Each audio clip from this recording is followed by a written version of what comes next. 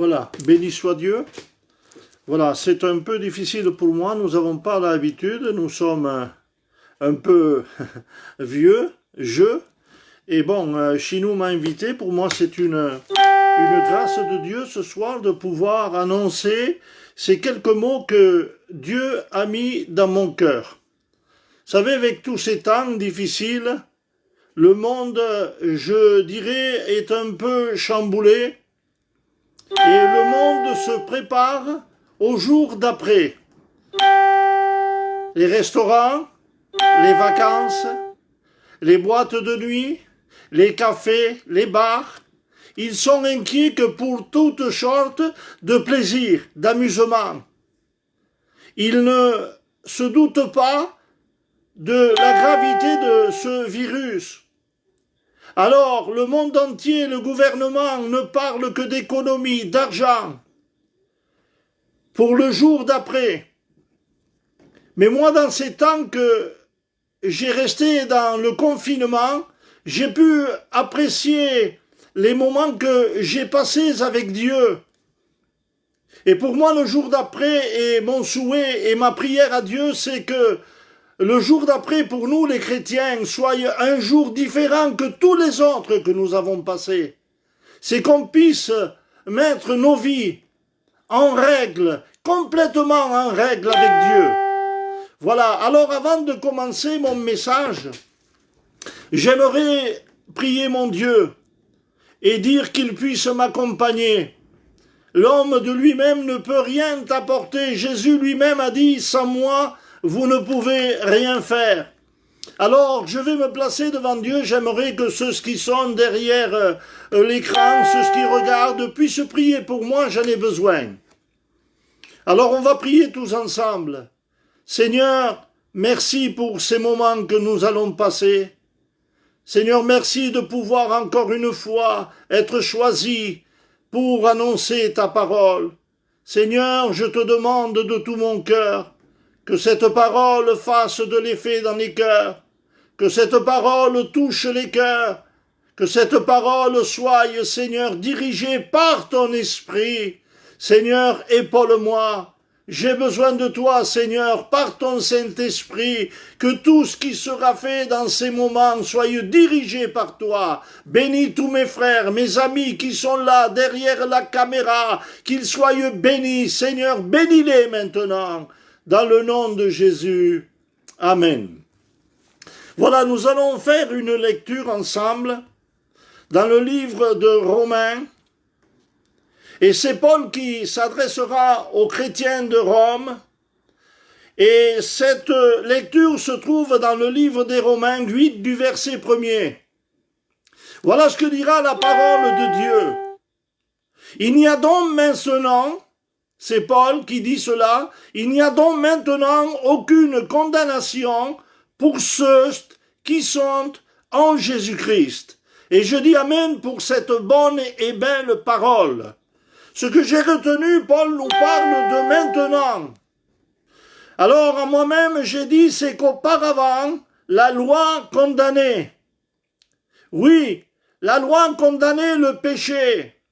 Mais je dis que la loi a fait place à la grâce.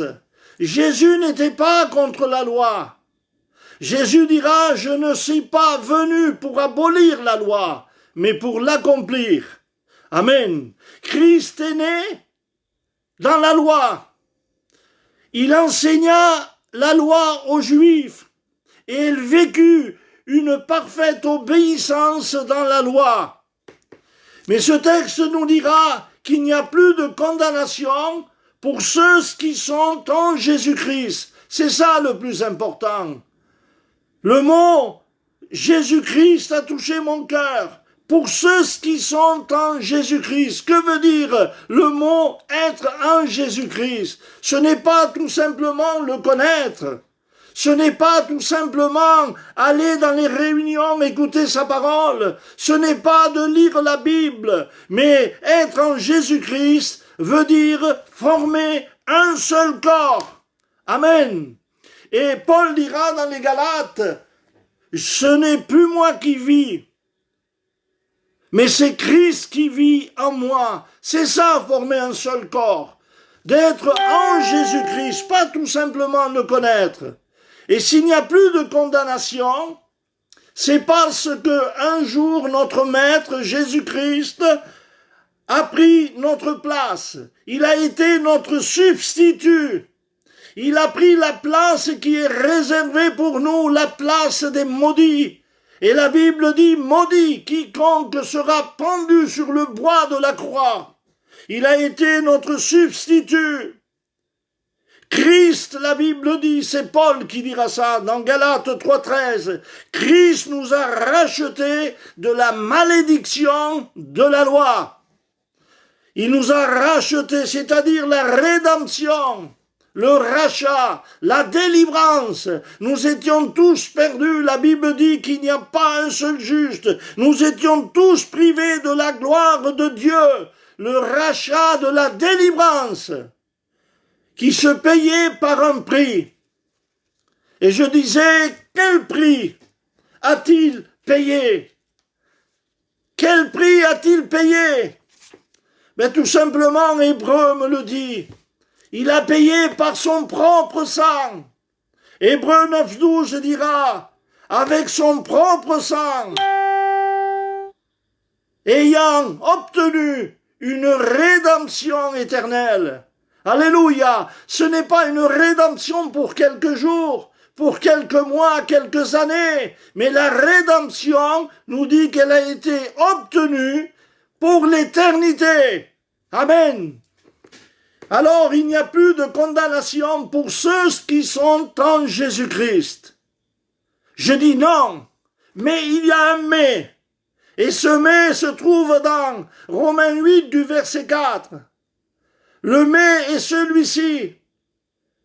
Pour ceux qui marchent, non selon la chair, mais pour ceux qui marchent selon l'esprit, c'est-à-dire la marche chrétienne. Il y a une marche que le chrétien doit avoir. Ceux qui marchent selon l'esprit et non selon la chair manifestent en eux la sainteté. On reconnaît quelqu'un qui marche par l'esprit. On reconnaît quelqu'un qui vit dans la sainteté, la sanctification, ça se sent, ça s'entend, ça se voit, et on le voit de nos yeux, la sainteté, la sanctification. C'est-à-dire quoi? Que signifie la sanctification? C'est une vie à part, une vie réglée pour Dieu, se mettre à part, ne pas vivre comme les gens du monde, mais vivre comme des chrétiens, des vrais adorateurs de Jésus-Christ. Jésus un jour a dit, Père, c'est vrai que nous sommes dans le monde et nous vivons dans le monde, mais notre vie à nous de sainteté doit avoir, chaque chrétien, chaque pasteur, une vie mise à part. C'est pour ça que Jésus dira, Père, je te prie de ne pas les ôter du monde, mais de les préserver, de les garder, de les protéger. Alléluia! Amen! Et la sainteté, quand on la vit, quand on la pratique, alors pour avoir la sainteté, il faut que dans nos vies, il y ait un renoncement. C'est ça le but de mon message, le renoncement. Et dans ce jour d'après, ma décision, mon désir, mon vœu, c'est qu'il y ait plus de renoncement dans ma vie. Des fois, nous avons été un peu trop légers avec la vie que Dieu nous a donnée. Et la Bible dit, dans Luc 9, 23, c'est Jésus qui dira ces paroles, si quelqu'un, c'est-à-dire qui que ce soit, jeune, vieux, riche, pauvre, malade, bien portant, si quelqu'un, qui que ce soit, veut venir après moi, qu'il renonce à lui-même, qu'il se charge chaque jour de sa croix et qu'il me suive. C'est ça l'important. Ce n'est pas de se charger la croix pour quelques heures, pour quelques mois, mais la croix, on doit la porter tous les jours. Amen. Alors si quelqu'un veut, pas d'obligation, Pas d'obligation. L'obligation, c'est de l'esclavage. Et les gitans n'aiment pas être sous une obligation. Jésus laisse le libre choix, le renoncement dans cette lecture que Jésus propose par Jésus-Christ est bien conditionné. Personne n'est contraint, personne n'est obligé, personne n'est forcé. C'est de notre propre volonté. Si un jour j'ai donné ma vie à Dieu, c'est parce que je l'ai bien voulu, personne ne m'a forcé. Alors, il n'y a pas d'obligation pour suivre Jésus. Mais il y a une condition. Et cette condition, c'est que notre vie doit avoir un renoncement. Renoncer à quoi? Premièrement, Jésus dira, si quelqu'un veut, c'est-à-dire si quelqu'un est d'accord, si quelqu'un accepte, il doit renoncer à lui-même. C'est très important de renoncer aux choses qui nous tiennent tellement liés. C'est quoi renoncer à soi-même? Je dirais que c'est abandonner notre ancienne vie, la laisser de côté, puis se charger de la croix que Jésus nous a donnée, et puis le suivre jusqu'au bout. Alléluia! Matthieu dira, Matthieu 10, 39, celui qui conservera sa vie la perdra. C'est-à-dire celui qui voudra garder sa vie sur cette terre, celui qui voudra profiter des choses de ce monde, celui qui n'aura pas fait attention, celui qui n'a pas eu de renoncement parfait dans sa vie, eh bien il perdra sa vie. Mais celui qui perdra sa vie, dira Jésus, à cause de moi, il la retrouvera. Amen, c'est très important. Comment on la retrouvera? Ben, tout simplement, celui qui vivra dans les mauvais coups, dans les 400 coups, eh ben, il perdra sa vie sur la terre. Mais nous, celui qui la perdra à cause de Jésus, il la retrouvera pour l'éternité. Alors je dis merci Seigneur pour ce conseil. Paul dira, ces paroles, mais ces choses qui étaient pour moi un gain. Vous savez, Paul, c'était un marchand, c'était un commerçant, il fabriquait des tentes. Je ne sais pas combien il gagnait, je ne sais pas la vie qu'il menait, mais je sais que Paul a tout laissé pour Jésus. Il dira ces choses, c'est-à-dire qui me tenaient lié, qui pour moi étaient un gain. Voilà ce que dit Paul. Je les ai regardés comme une perte. Je les ai regardés comme une perte à cause de mon Seigneur Jésus-Christ.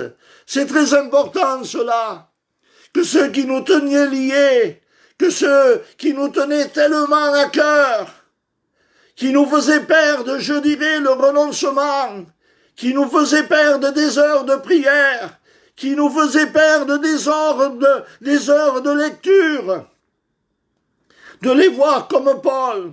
J'ai regardé tout cela, dira Paul, comme une perte. Oui, c'est une perte de temps. Vous savez, porter la croix,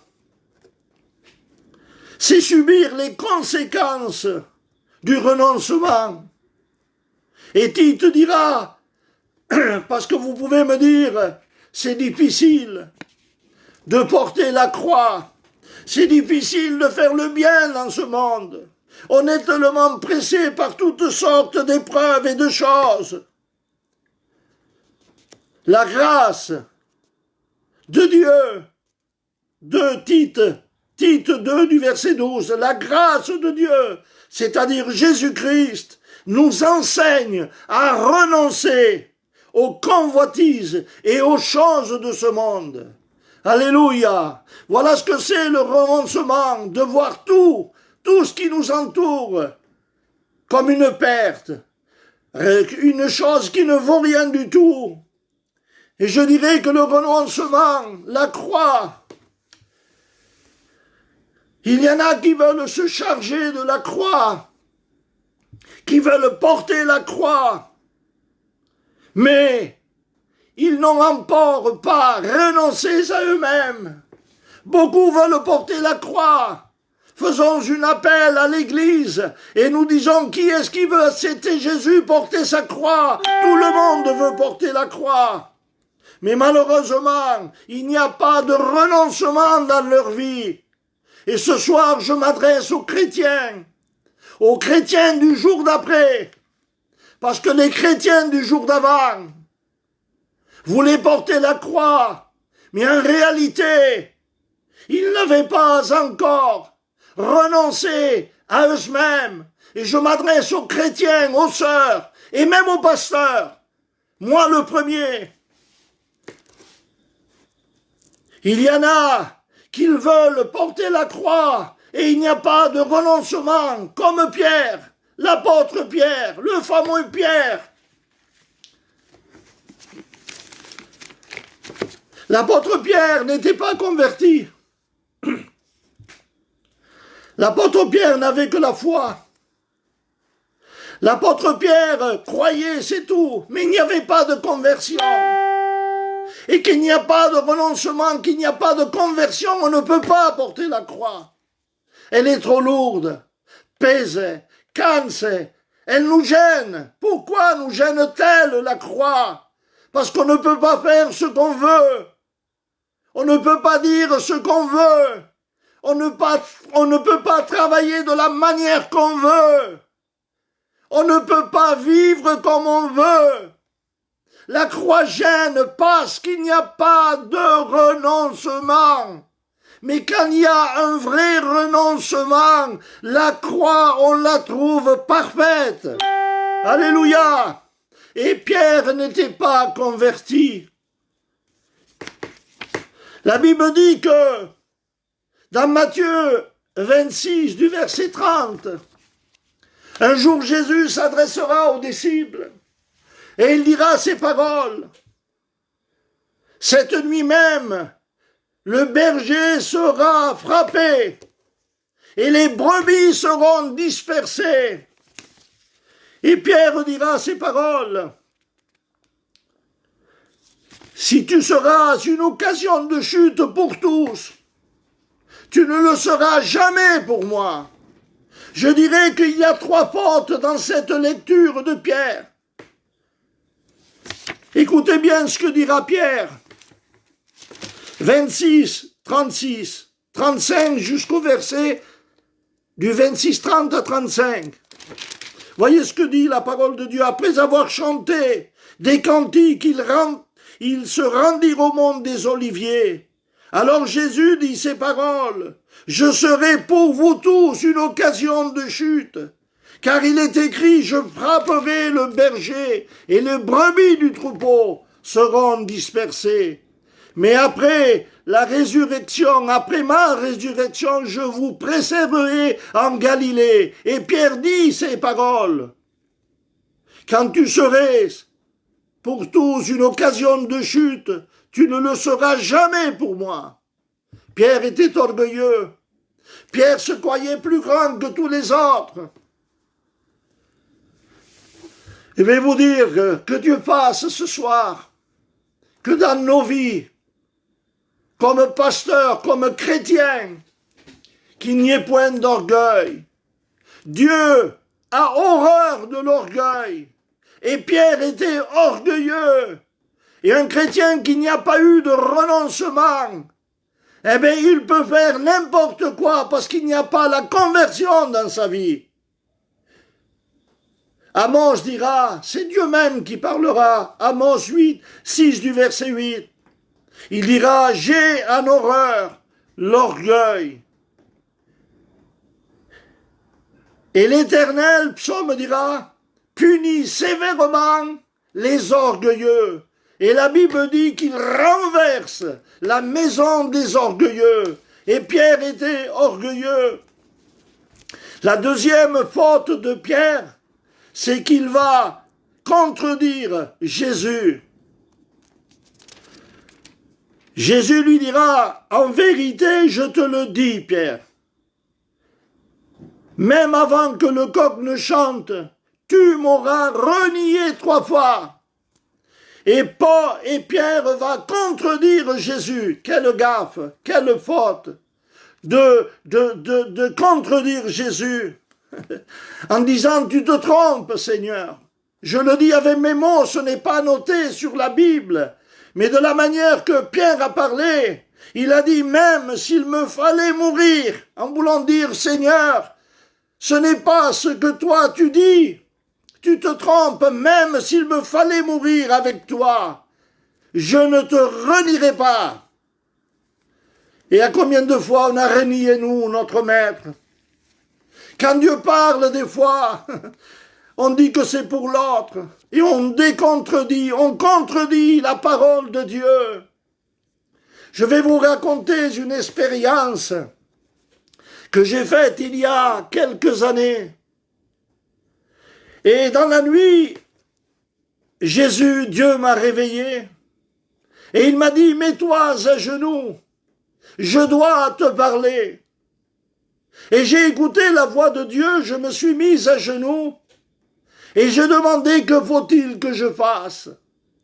Et Dieu m'a dit, tu iras demain, trouver telle personne, c'était un Espagnol, un prédicateur d'Espagne, et il m'a dit, tu lui donneras 1000 francs, c'était à l'époque des francs. Et je pouvais lui donner, parce que j'en avais les moyens de lui donner. Et j'ai dit, ça y est, je joue le prophète. Ce n'est pas la voix de Dieu, mais c'est ma voix. Et pendant 3 fois, j'ai décontredit Jésus. Il me disait, va, il a besoin de 1000 francs, va donner ses sous. Mais en réalité, il n'y avait pas de renoncement. Il n'y avait pas de vie exacte comme il fallait avec Dieu. Et j'ai écouté la voix qui venait de l'autre. Et pour la 3e fois, lève-toi demain, va sur la place, il a besoin de 1000 francs. Et je n'ai pas écouté la voix de Dieu, j'ai contredit la parole de Dieu. Et puis j'ai été à la place, quelques heures plus tard, c'était dans l'après-midi, et il y avait un groupe de pasteurs, il y avait un groupe de gitans qui étaient en train de parler, et ils m'ont dit ces mots, pauvrette, le pauvre, le prédicateur avec ses enfants, il dormait dans des cartons, et il voulait repartir chez lui en Espagne. Et là, l'Esprit de Dieu m'a rappelé les paroles que dans la nuit, il m'avait dites. Et j'ai dit, et qu'est-ce qu'il s'est passé? Il m'a dit, il avait besoin de 1000 francs. Vous vous rendez compte, j'ai décontredit le maître. Et à combien de fois nous l'avons décontredit? Quelle peine, j'en ai payé les conséquences pendant longtemps.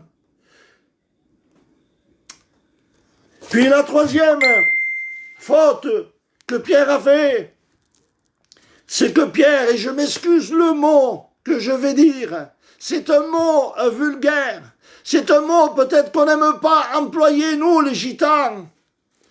Et comme il n'y avait pas de conversion, il était, que Dieu me pardonne, il était menteur. Il a été capable de mentir.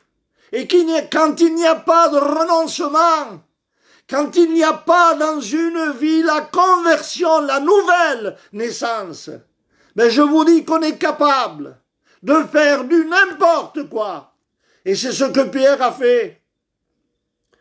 La Bible nous dit dans Matthieu 26, du verset 69, écoutez bien ce que dira la parole de Dieu. Cependant, Pierre était assis dehors. C'était le jour où les hommes ont pris Jésus.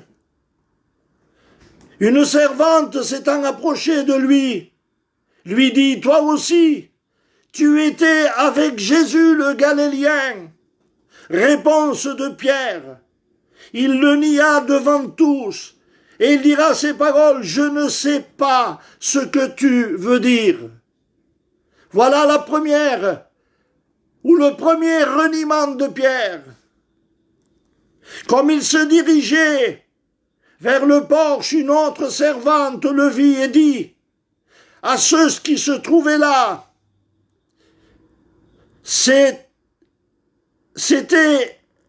celui-ci était aussi avec le Galiléen Jésus de Nazareth.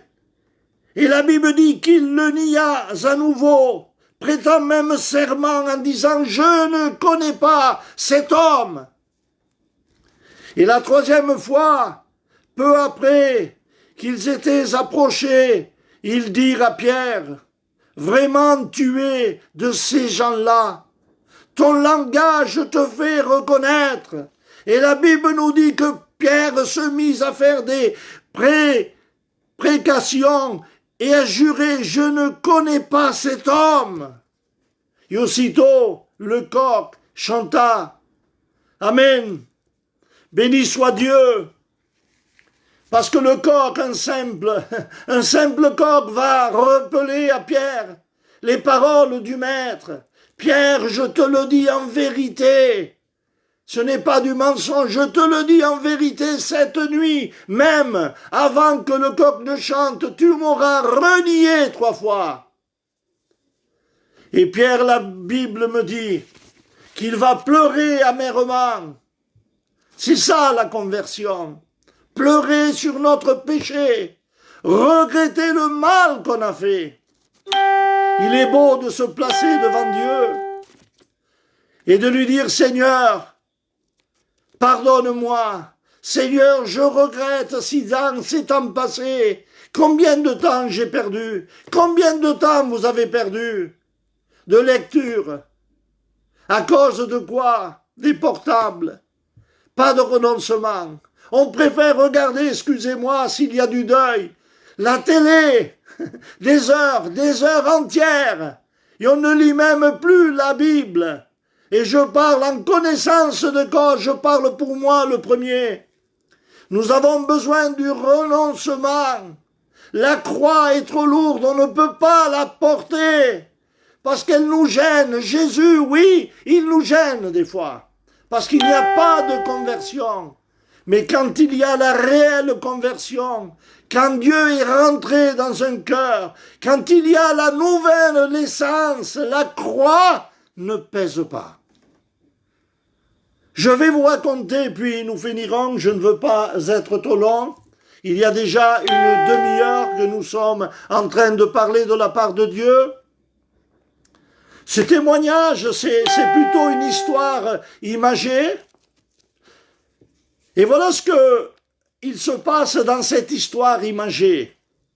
C'est une chrétienne qui va trouver le maître et lui dit, voilà, c'est une image, hein, comprenez-moi bien.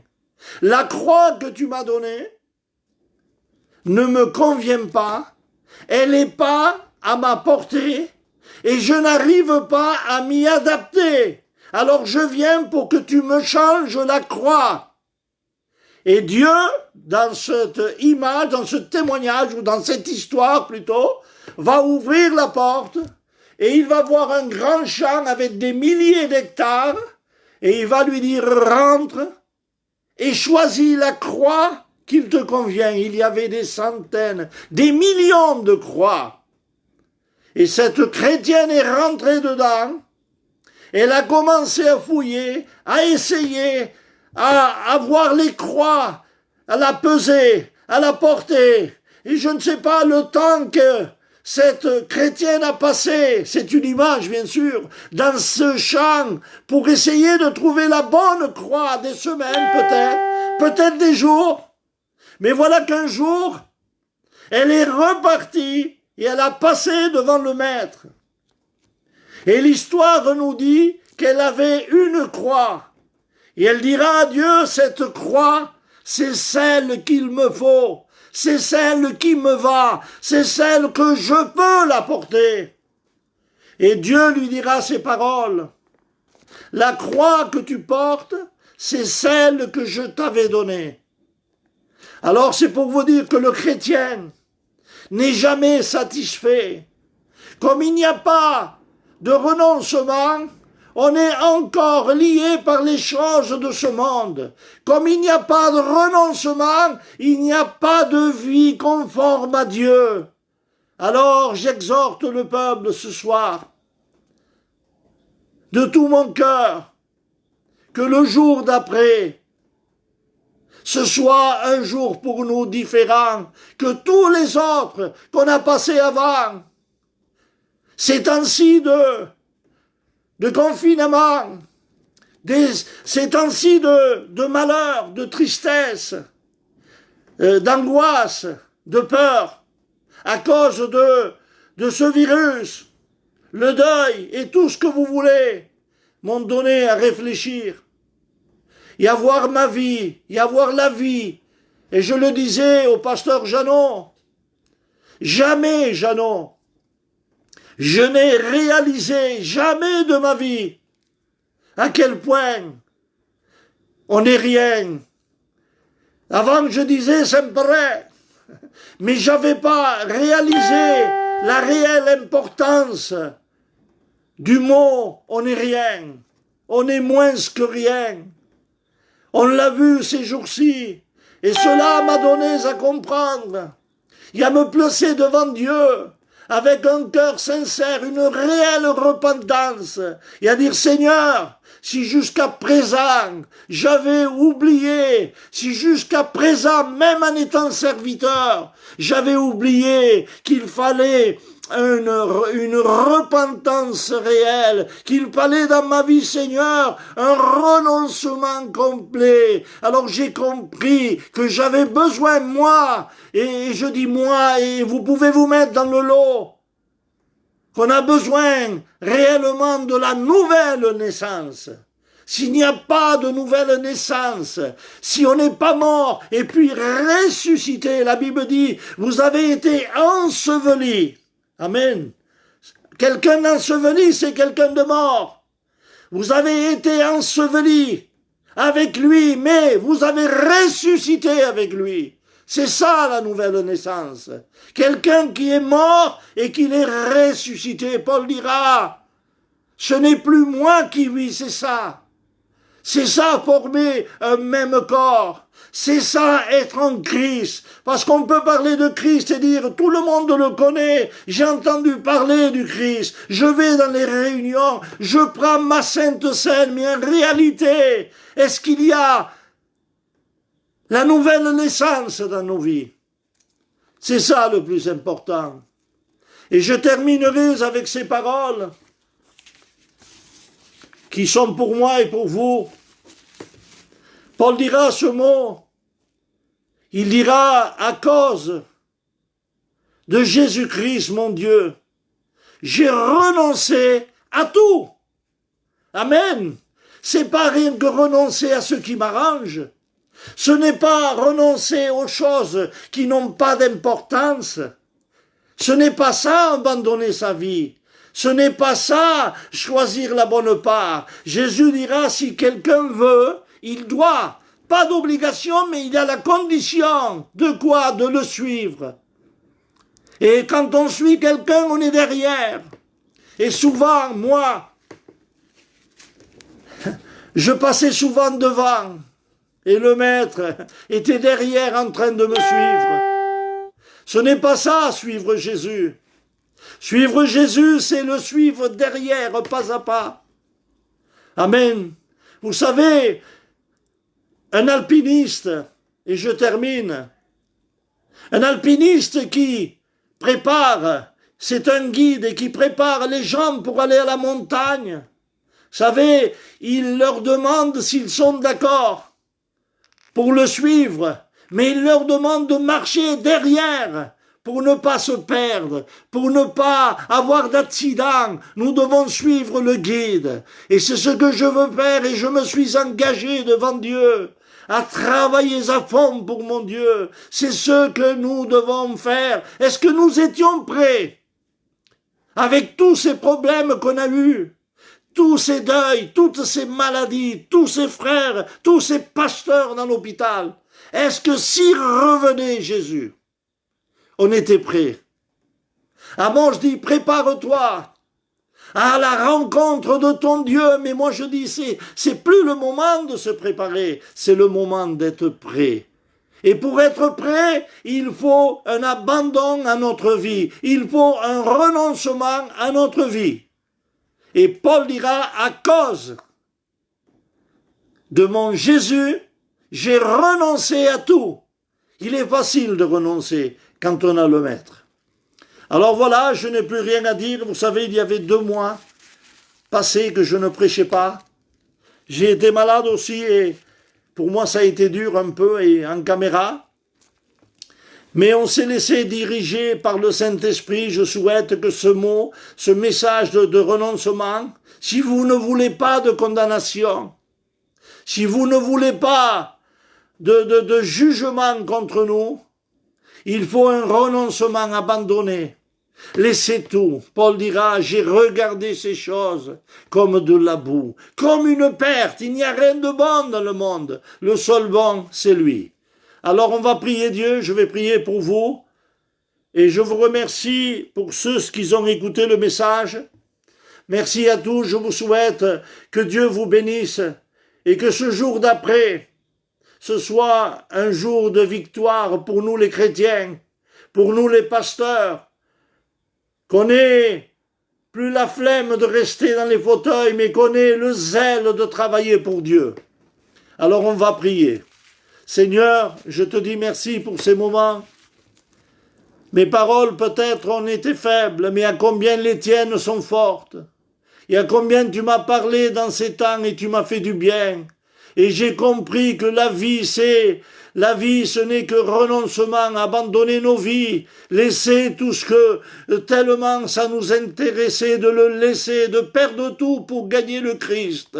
Alors je veux dire comme Paul, à cause de Christ, j'ai renoncé à tout afin de gagner le Christ. C'est ça, Seigneur, bénis ton peuple, bénis mes frères et sœurs, bénis, Seigneur, le monde entier, touche-les par ta parole. Nous te disons merci ce soir dans le nom de Jésus. Amen. Voilà, que Dieu vous bénisse.